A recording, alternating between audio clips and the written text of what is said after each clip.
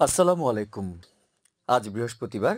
বাংলাদেশ বেতার কক্সবাজার স্থানীয় খবরে স্বাগত জানাচ্ছি মোহাম্মদ শাহেদ। আজ থেকে কক্সবাজারে সব ধরনের ট্রেন চলাচল করবে। কক্সবাজার আইকনিক রেল স্টেশনের স্টেশন মাস্টার গোলাম রব্বানী এ তথ্য জানিয়েছেন। তিনি জানান, গত বৃহস্পতিবার থেকে কক্সবাজারের সঙ্গে চট্টগ্রাম, ঢাকা সহ দেশের বিভিন্ন অঞ্চলে আন্তনগর সহ সব ট্রেন চলাচল বন্ধ ছিল।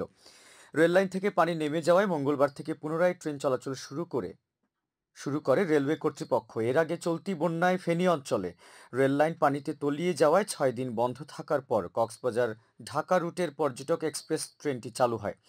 আজ থেকে কক্সবাজার এক্সপ্রেস ট্রেনটি সহ কক্সবাজার থেকে সব ধরনের ট্রেন চলবে বলে জানিয়েছেন সংশ্লিষ্টরা।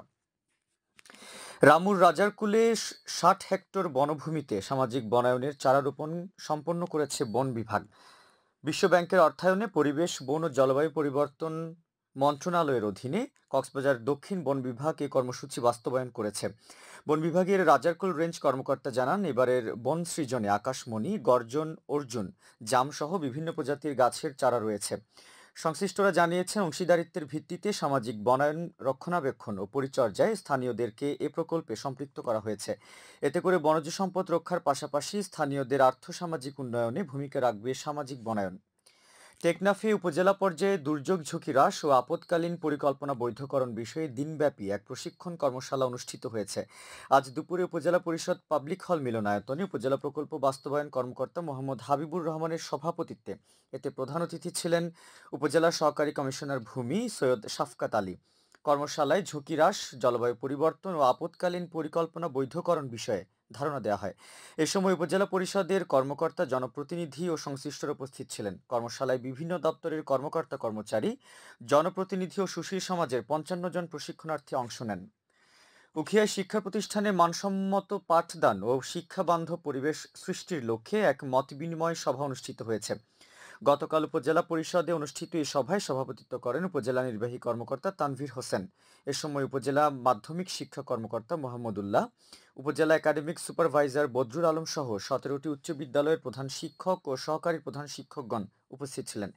সভায় শিক্ষার্থীদের মানসম্মত পাঠদান, শিক্ষা ও প্রবৃত্তি প্রদান ও প্রথম সাময়িক পরীক্ষার উত্তরপত্রের মূল্যায়ন সহ সুষ্ঠুভাবে বিদ্যালয় পরিচালনার লক্ষ্যে বিভিন্ন পদক্ষেপ নিয়ে আলোচনা করা হয়।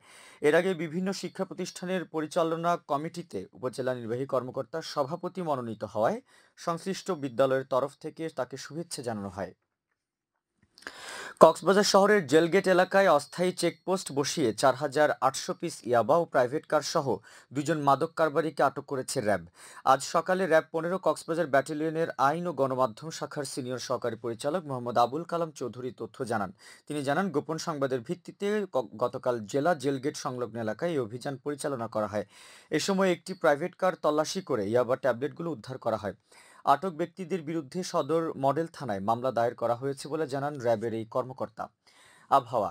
আজ দুপুর 12টা হতে আগামীকাল দুপুর 12টা পর্যন্ত কক্সবাজার ও পার্শ্ববর্তী এলাকাসমূহের জন্য আবহাওয়ার পূর্বাভাসে বলা হয়েছে, আকাশ অস্থায়ীভাবে মেঘলা সহ মেঘাচ্ছন্ন থাকতে পারে।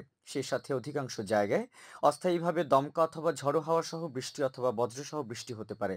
বাতাস দক্ষিণ দক্ষিণ পশ্চিম দিক হতে ঘন্টায় 8 থেকে 16 কিলোমিটার বেগে প্রবাহিত হতে পারে। সেই সাথে অস্থায়ীভাবে দমকা সহ দক্ষিণ দক্ষিণ পূর্ব দিক হতে ঘন্টায় 30 থেকে 40 কিলোমিটার বা তারও অধিক বেগে প্রবাহিত হতে পারে। কক্সবাজার সমুদ্র বন্দরের জন্য কোনো সংকেত নেই। আগামী 24 ঘন্টায় দিন ও রাতের তাপমাত্রা সামান্য বৃদ্ধি পেতে পারে। আজ সূর্যাস্ত যাবে সন্ধ্যা 6টা 11 মিনিটে, আগামীকাল সূর্যোদয় হবে ভোর 5টা 33 মিনিটে। আজকের সর্বনিম্ন তাপমাত্রা ছিল 26.3 ডিগ্রি সেলসিয়াস এবং সর্বোচ্চ তাপমাত্রা ছিল 32 ডিগ্রি সেলসিয়াস। এখন জানিয়ে দিচ্ছি বাঁকখালী নদীর মোহনা ও সংলগ্ন এলাকার সামুদ্রিক জোয়ার ভাটার সময়সূচি। আজ জোয়ার শুরু হয়েছে দুপুর 2টা 14 মিনিটে, চলবে রাত 8টা 33 মিনিট পর্যন্ত। ভাটা শুরু হবে রাত 8টা 33 মিনিটে, চলবে রাত 2টা 18 মিনিট পর্যন্ত। জোয়ার শুরু হবে রাত 2টা 18 মিনিটে, চলবে আগামীকাল সকাল 8টা 47 মিনিট পর্যন্ত। খবর শেষ হলো। আমাদের পরবর্তী খবর প্রচারিত হবে আগামীকাল সকাল 9টা বেজে 25 মিনিটে।